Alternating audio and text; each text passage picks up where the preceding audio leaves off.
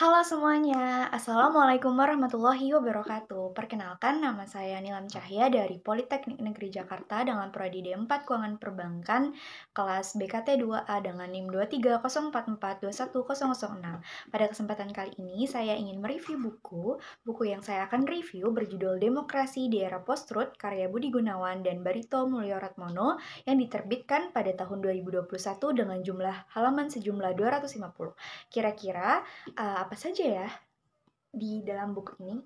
Simak video berikut ini. Jadi guys, buku ini menjelaskan demokrasi di era post-truth. Jadi era post-truth sendiri pengertiannya adalah suatu era di mana faktor objektif ini tidak lagi menjadi landasan dalam menentukan opini, tetapi dilandaskan pada emosi, perasaan, dan keyakinan-keyakinan individu. Nah, singkatnya, jadi fakta objektif ini kurang berpengaruh dalam menentukan opini publik dibandingkan daya tarik dari faktor-faktor emosional.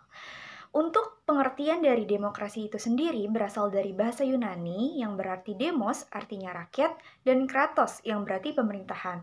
Jadi demokrasi ini merupakan sebuah sistem pemerintahan di mana rakyat memiliki kekuasaan tertinggi guys. Jadi rakyat ini memiliki hak untuk berpartisipasi dalam proses pengambilan keputusan baik itu secara langsung maupun melalui perwakilan yang dipilihnya. Seperti itu.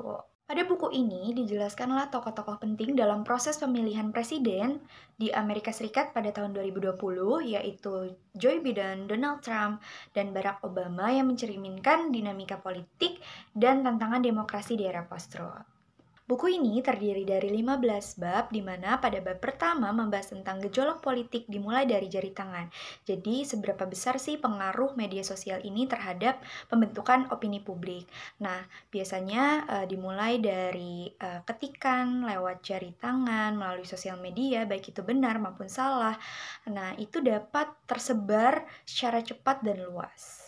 Jadi, pada bab selanjutnya sampai dengan bab akhir, buku ini menjelaskan tentang bagaimana sih tantangan-tantangan yang dihadapi pada proses demokrasi di era post-truth ini, kemudian apa sih dampak-dampaknya, dan penjelasan lebih lanjut tentang post-truth itu sendiri.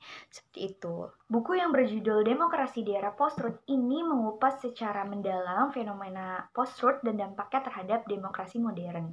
Kelebihan buku ini adalah penulisannya yang komprehensif dan analisis yang tajam sehingga memberikan wawasan yang mendalam bagi pembaca tentang tantangan yang dihadapi demokrasi di era informasi pada saat ini.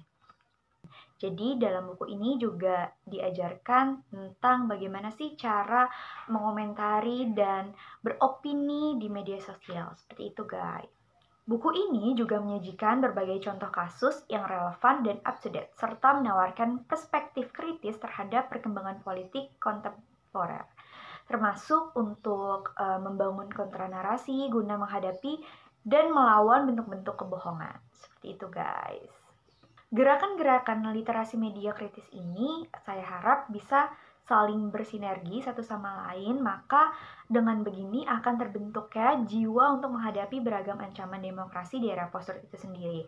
Namun kekurangannya pada buku ini terletak pada kecenderungan penulis untuk lebih banyak fokus pada aspek negatif ya dibandingkan positifnya. Jadi aspek negatif ini tidak diberikan solusi yang konkret kayak gitu. Selain itu beberapa bagian juga mungkin terasa terlalu teknis gitu bagi pembaca yang awam seperti saya. Jadi buku ini tidak memiliki latar belakang yang kuat dan ilmu politik atau komunikasi. Meskipun demikian, buku ini dapat memberikan manfaat dan tetap menjadi pelajaran untuk kita semua gimana sih cara menghadapi tantangan di era demokrasi di era post-truth ini.